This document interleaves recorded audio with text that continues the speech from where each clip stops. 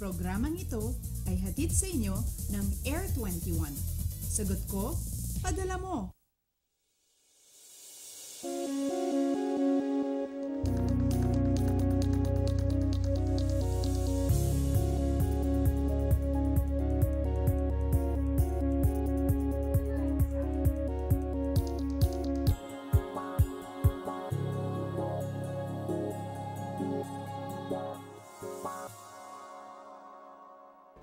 Naimbag na bigat Luzon, maayong buntag Visayas, maradyaw na buntag Mindanao. Just to remind you, last day of the month na and it's Friday. Kay bilis nga naman ang araw. Kamusta ang inyong magdamag na tulog? Sana ay panibagong buhay at pag-asa ang ating harapin. Kaya bangon na at mag-flashback Friday na.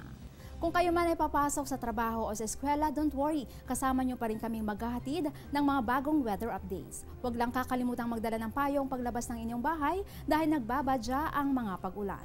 Sabayan nyo rin po kaming mapapanood sa www.ptv.ph. At live mula sa Pag-asa Weather and Flood Forecasting Center, ito ang Panahon TV na simula Lunes hanggang Linggo, unang maghahatid sa inyo ng pinakabagong ulat panahon. Ako po si Juliet Carangyan, ang inyong makakasama. Ngayon ay araw ng Biyernes, September 30, 2016. At para sa mga nag-aabang ng pagsikat ng araw, ito ay sa ganap na 5:46 ng umaga at lulubog naman ito ganap na 5:46 ng hapon. At sa pagkakataong ito ay alamin na natin ang magiging lagay ng panahon ngayong araw. Makakasama natin si Mr. Meno Mendoza, ang isa sa mga weather forecaster ng Pag-asa.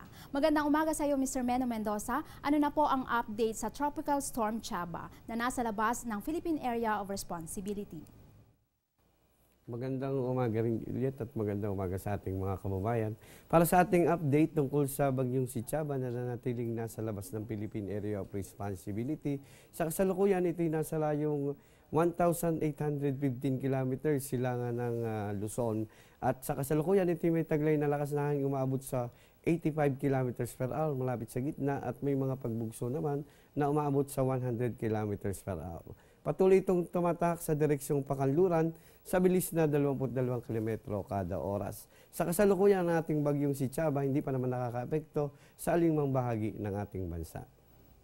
Follow-up natin na Mr. Meno Mendoza, may chance ba na makapasok ito sa loob ng Philippine Area of Responsibility? Kailan po natin ito inaasahang papasok? Oo, inaasahan nating papasok ang ating bagyong si Chaba. Bukas, inaasahan natin papasok ito sa ating Philippine Area of Responsibility. At ito po ba ay magla-landfall dito sa ating kalupaan? Sa ngayon, nakikita natin na halos papasok ito sa Philippine Area, subalit ito'y kukurba papuntang Southern Japan. Dito naman po sa loob ng Philippine Area of Responsibility ay may minomonitor po tayong low pressure area. Kamusta naman po ang update po dito?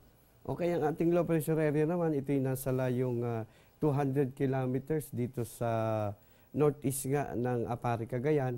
At sa kasalukuyan, ito yung nagdadala ng mga pag-ulan o ito yung nakakapaghatak ng konti dito sa ating southwest monsoon na nakakaapekto nga dito naman sa Luzon. Kaugnay po niyan, Mr. Meno Mendoza, ano pong mga lugar ang maaaring maapektuhan nitong southwest monsoon na iiral po sa buong bahagi ng Luzon? Okay, ang ating mga area, ang buong Luzon kasama ang Kamaynilaan at saka dito sa Kanlurang Kabisayaan, inaasahan natin na magkakaroon ng mahina hanggang sa katamtamang mga pag-ulan at pagkidlat, pagkulog. Sa nalalabing bahagi ng bansa, patuloy pa rin makakaranas ng bagyong maulap na kalangitan na may pulo-pulong pag-ulan o pagkidlat, pagkulog. Panghuling katanungan na lamang po mula sa Panahon TV follower na si Mark Toriano. Tinatanong po niya kung matatapos na po ba ang habagat season. Okay, ang ating habagat season, ito'y tumatagal nga ng hanggang September or hanggang first week ng October. At ang October, magiging itong ating transition period bago tayo pumasok nga sa tinatawag nating amihan o northeast monsoon. Alright, maraming salamat po sa inyong oras, Mr. Meno Mendoza, ang aming nakapanayam na Pag-asa Weather Forecasting Center. Diyan lamang po kayo magbabalik ang Panahon TV.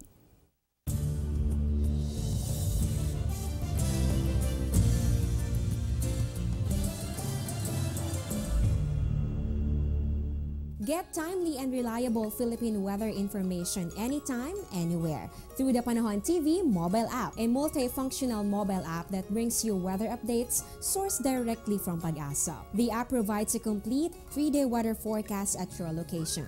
It also allows you to ask or share the weather to the community. It has auto alerts for thunderstorm advisory, rainfall warning, and storm signals over your area. Download for free today, available at Google Play Store and iOS.